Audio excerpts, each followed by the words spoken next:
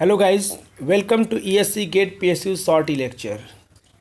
आज हम इस वीडियो में बात करने वाले हैं टाइम एंड वर्क का नेक्स्ट लेक्चर के बारे में। ठीक है, हमने एक टाइम एंड वर्क का सीरीज स्टार्ट किया था और मैं पहले ही बता चुका हूँ टाइम एंड वर्क बहुत ही इंपॉर्टेंट है गेट और पॉइंट व्यू से। गेट में हर साल किसी न किसी ब्रांच के किसी न किसी सेट में क्वेश्चन आता ही आता है। ठीक है, तो हमने ये सीरीज स्टार्ट किया था जिसका ये फोर्थ लेक्चर है। मैंने हर एक लेक्चर में डिफरेंट टाइप के क्वेश्चन जो पूछे गए हैं और जो पूछे जा सकते हैं मैंने डिस्कस कर रहा हूँ। ठीक है, तो ऑलरेडी मैं 3 डिस्कस कर चुका हूँ। जो लोग अगर 3 लेक्चर नहीं देख पाए हैं उनका लिंक वीडियो के नीचे पड़ा है, आप देख सकते हैं।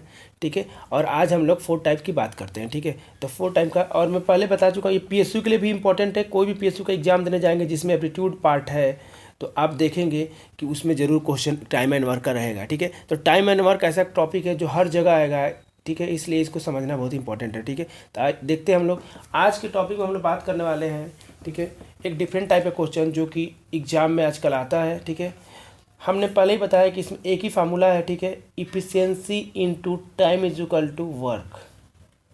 ठीक है, और मैं ये भी बता चुका हूँ कि 95% क्वेश्चन में वर्क क्या होता है, कांस्टेंट होता है। वर्क क्या होता है, कांस्टेंट होगा और इफिशियंसी बढ़ता है। इफिशियंसी बढ़ेगा तो टाइम घटेगा, इन दोनों में कुछ ना कुछ चेंज होगा, या फिर इफिशियंसी घटेगा तो टाइम बढ़ेगा।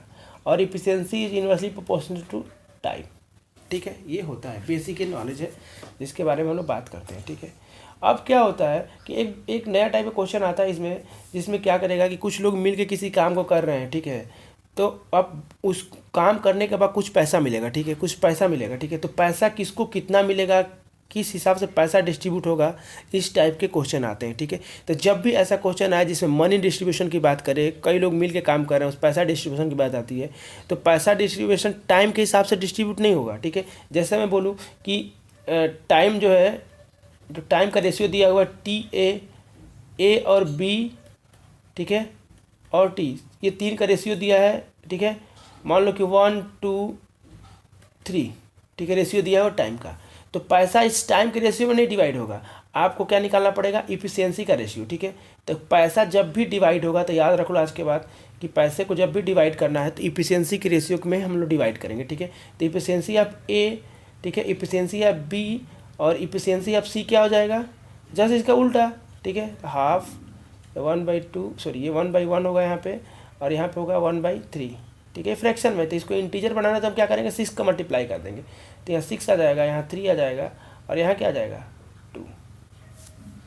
ठीक है, तो इस रेशियो में पैसा डिस्ट्रीब्यूट होगा। ठीक है, इस रेशियो में डिस्ट्रीब्यूट होगा।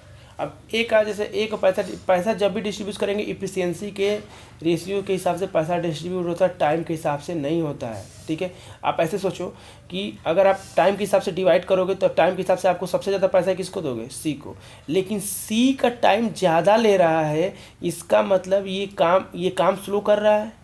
ठीक है, जब जो काम आदमी स्लो करेगा उसको पैसा कम मिलेगा ना। अब ए जो है उसी काम को 1 दिन में कर ले रहा है, इसका मतलब कि ए की इफिशियंसी बहुत ज़्यादा है, मतलब ए फास्ट काम कर रहा है, तो ए को डेफिनेटली पैसा ज़्यादा मिलना चाहिए। अगर टाइम से आप डिवाइड करोगे, टाइम के रिस्पेक्ट में पैसा डिवाइड करोगे तो पैसा उल्टा डिस्ट्रीब्यूट होगा। जो कम काम करेगा उसको ज़्यादा मिलेगा, जो ज़्यादा काम करेगा उसको कम मिलेगा। ठीक है, तो इसलिए जब भी डिवाइड करते हैं पैसा इफिशियंसी के हिसाब से डिवाइड करेंगे। ठीक है, सिंपल सा कॉन्सेप्ट है कि जो जितना काम करेगा, जिसकी ज़्यादा इफिशियंसी होगी उसको ज़्यादा पैसा मिलेगा। ठीक है, तो देखते हैं, इसी पे बेस्ड एक क्वेश्चन है, हम लोग देखते हैं इसको। जैसे ये क्वेश्चन है कि A B and C can do a piece of work in 12 and 15 and 20 days। ठीक है, ये दिया हुआ है, तो ए किसी काम को कंप्लीट करता है। ठीक है, कंप्लीट लिखा है ना, कंप्लीट करता है। ठीक है, मतलब 100% काम को करेगा, कितने दिन में, 12 डेज ले रहा है। ए ले रहा है 12 days to complete the work. ठीक है, बी क्या कर रहा है, B will take 15 days to complete the same work. ठीक है, C also take the 20 days to complete the same work. ठीक है, तो ए 20 डे ले रहा है, बी 15 डेज ले रहा है, सी 20 डेज ले रहा है उस काम को कंप्लीट करने में। ठीक है, तो इनका जो टाइम का रेशियो होगा क्या होगा, टाइम का जो रेशियो होगा, टाइम जो टाइम रेशियो होगा वो क्या होगा। ठीक है, time of A ratio, time of B, time of C ratio. ठीक है, तो ये हो जाएगा 20, 15 and 20। ठीक है, सिमिलरली अगर ये टाइम रेशियो है तो इफिशियंसी का रेशियो क्या होगा, इफिशियंसी का रेशियो क्या होगा। ठीक है, इफिशियंसी रेशियो होगा आपका efficiency of A, efficiency of B, efficiency of C, ठीक है। अब देखो टाइम का और इफिशियंसी का रेशियो क्या है, मतलब इन्वर्सली होता है, रिलेशन होता है, इसलिए यहाँ पे क्या हो जाएगा 1/12, 1/15 और 1/20।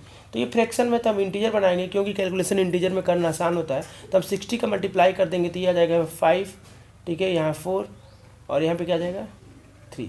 हम लोग क्या करते हैं, इसको इंटीजर बनाना, किसी भी चीज़ को इंटीजर बनाना है रेशियो को, तो जो डिनोमिनेटर है, ठीक है, ये जो डिनोमिनेटर है इसका एलसीएम से मल्टीप्लाई कर देते हैं। तो फिर 12, 15 और 20 का एलसीएम क्या होगा 60, तो 60 से मल्टीप्लाई करते ये इंटीजर में कन्वर्ट हो गया।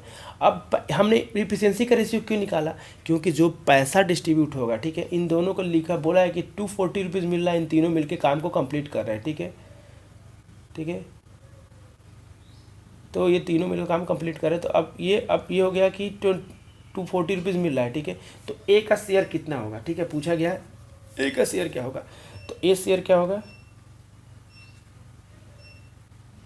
ए शेयर कितना होगा, ए का एफिशिएंसी 5 है, तो 5/5 + 4 + 3 इंटू कितना पैसा मिला है 240। तो इसको कैलकुलेट करेंगे तो ये आ गया, ये हो गया 12, ठीक है, ये 12, तो ये हो गया 5/12 इंटू 240, तो ये हो गया 100 रुपीज़, ठीक है। तो इनको कितना मिलेगा 100 रुपीज़, ठीक है। तो ए का जो शेयर होगा 100 रुपीज़, तो आंसर इसका हो जाएगा 100 रुपीज़ ए लेगा, 100 रुपीज़ ए लेगा। सिंपल सा हम बोल सकते हैं, देखो 100 रुपीज़ ए ले रहा है, अब 240 का 100 रुपीज़ अकेले ले रहा है, अब कितना बच रहा है 140 रुपीज़, 140 रुपीज़ बी और सी में डिवाइड होगा। अब देखो ए को सबसे ज़्यादा मिल रहा है कि नहीं मिल रहा है, तो ए को सबसे ज़्यादा इसलिए मिल रहा है क्योंकि ए की इफिशियंसी ज़्यादा है, वो कम दिन में पूरा काम को कंप्लीट कर रहा है, ठीक है। ये भी कम उससे सबसे, अब इनको हमको देख के बोल सकते हैं, टाइम को देख के कि ए जो है 12 डेज में करते, इसको पैसा सबसे तीनों में सबसे ज़्यादा मिलना चाहिए, और सबसे कम किसको पैसा मिलेगा सी को, क्योंकि मतलब ये धीरे धीरे काम कर रहा है, ठीक है। तो इसका शेयर आ गया 100 रुपीज़। तो इस टाइप के क्वेश्चन जब भी आएगा एग्जाम में, अभी तक गेट में इस टाइप का क्वेश्चन नहीं आया हुआ है, ठीक है, डायरेक्टली क्वेश्चन नहीं आया है। तो अगर ऐसा क्वेश्चन अगले आने वाले 1-2 सालों में जरूर किसी ना किसी ब्रांच में दिखेगा इस टाइप का क्वेश्चन, ठीक है। तो इस टाइप का कॉन्सेप्ट क्लियर होना चाहिए। एक बार मैं रिपीट कर रहा हूँ, कुछ नहीं करना, इस टाइप के क्वेश्चन को जब भी पैसा डिस्ट्रीब्यूट होता है तो इफिशियंसी के रेशियो के हिसाब से पैसा डिवाइड होगा, ठीक है। तो इफिशियंसी के रेशियो के हिसाब से पैसा को डिवाइड करेंगे, ठीक है। तो ध्यान रखेंगे इस टाइप के क्वेश्चन को सॉल्व करने के लिए, ठीक है। और आपको इंजीनियरिंग मैथ या एप्टीट्यूड से रिलेटेड क्वेश्चन प्रैक्टिस करना है आपको, या फिर इंजीनियरिंग मैथ के प्रीवियस ईयर के पेपर, या फिर टेक्निकल से रिलेटेड कुछ क्वेश्चन चाहिए, या फिर कुछ भी पेपर प्रीवियस ईयर पेपर, तो इस पेज पे, फेसबुक पेज पे हमने क्या किया, अपलोड किया हुआ है, आप वहाँ से डाउनलोड कर सकते हैं। और या फिर यहाँ पे जब भी कोई नया वीडियो बनता है तो यहाँ पे ज़रूर उसका लिंक शेयर होता है, तो आपको पता भी चल जाएगा, तो आप यहाँ से डाउनलोड कर सकते हो, ठीक है। या फिर इसको लाइक कर सकते हो, लाइक कर लेने से ये होगा जब भी वीडियो बनेगा वहाँ पे डालते हैं तो आपको पता चल जाएगा, ठीक है। या फिर आप हमारे यूट्यूब चैनल को सब्सक्राइब कर लो, अगर आपको वीडियो अच्छा लगा है तो नेक्स्ट वीडियो जब भी बनेगा आपको नोटिफिकेशन आ जाएगा, ठीक है। Thank you.